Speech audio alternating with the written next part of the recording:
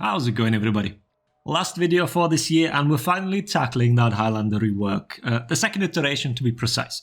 It's no secret at this point that the testing ground had some problems when it came to that character. And the same thing could be said about the vast majority of the feedback that I saw so far. It's all about wave dashing and identity.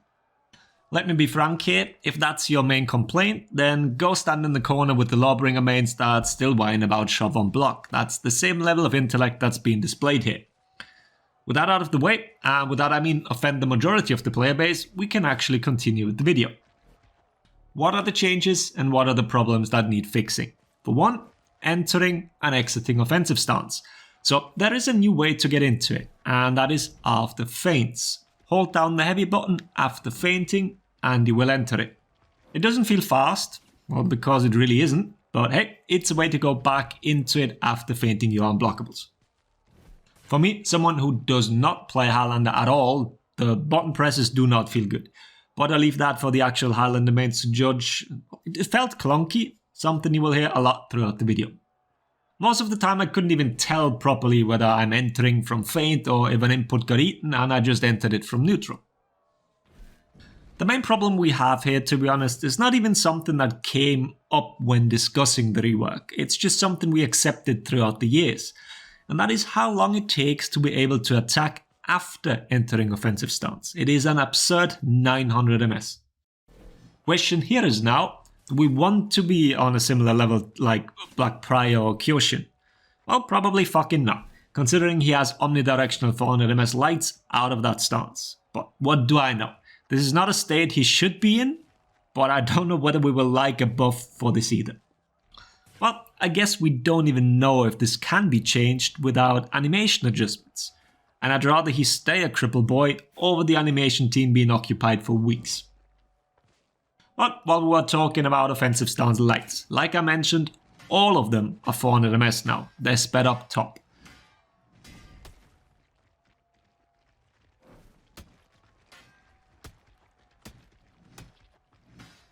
What they did not change is the random dropping out of offensive stance when guard switch and lighting with a slight delay. This has been a thing for years, sometimes worse, sometimes better, and I do not see this get fixed ever. Just don't use the weird timing, it's that easy. Press the buttons as God intended. Might as well go down the list here then. If you spam dodge and guard break in offensive stance, you will not do the kick. This time, you do need to delay it, but what you cannot do is use a guard switch in the middle of all of this, because then you will just go back to neutral and throw a guard break. So once again, you need to follow the apocryphal texts that outline the secret Highlander button presses.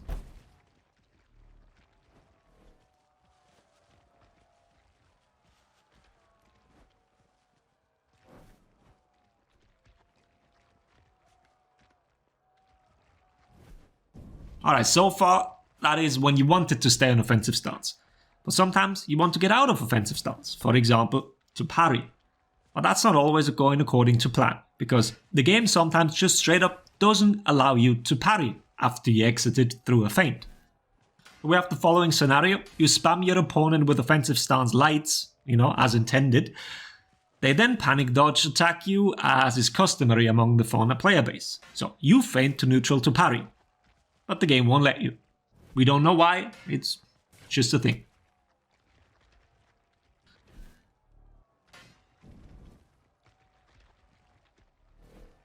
Next scenario, you want to feint your kick into guard break. Yes, you heard right, you can now feint your kick.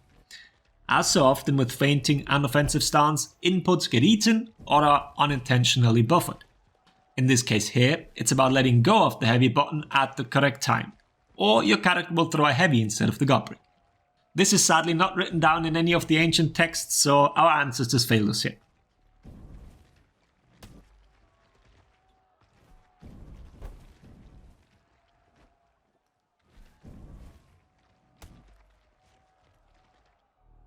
Furthermore, the input for caber toss changed. It is dodge forward guard break input now. The good news here is that the way of inputting it on top of the soft feint option, nobody can roll away from that mix-up anymore. So caber toss will reach, no problem.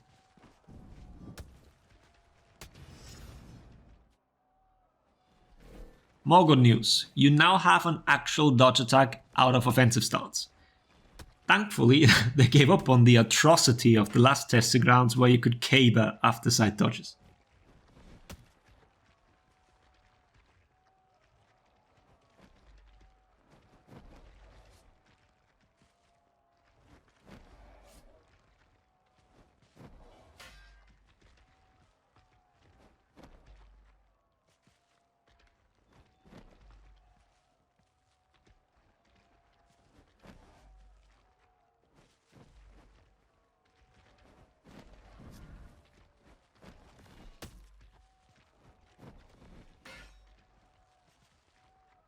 Then, backlights are gone, those are now parable if baited out. A change that needs to happen for everyone. I'm mostly looking at a Fury here.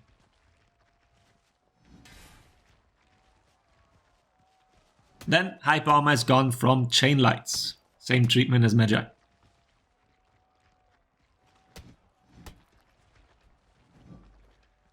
In the same vein, hit stun value of the heavies changed as well, so you can now dodge the chain heavy after being hit by the initial one.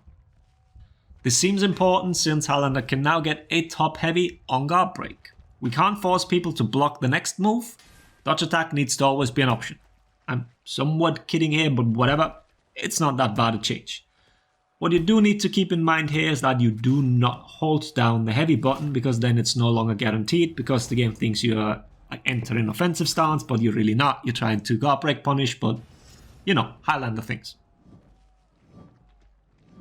And then one more change, the zone attack can now be chained out of. Considering we are talking Highlander zone here, this change is almost comical. I expected something along the lines of Nobushi, where you can soft feint, chain, whatever, into other moves. Having to let the whole thing rip to do it, well, guess you can zone minions and then hype armor trade with whoever is throwing an attack at you. But yeah, that's it.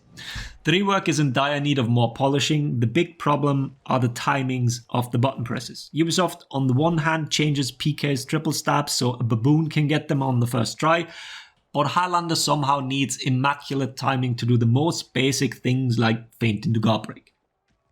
As was very evident throughout the years of me making Highlander videos, I really don't care. Leave this character in this decrepit form and be done with it. I don't want to see any more resources wasted on this abomination.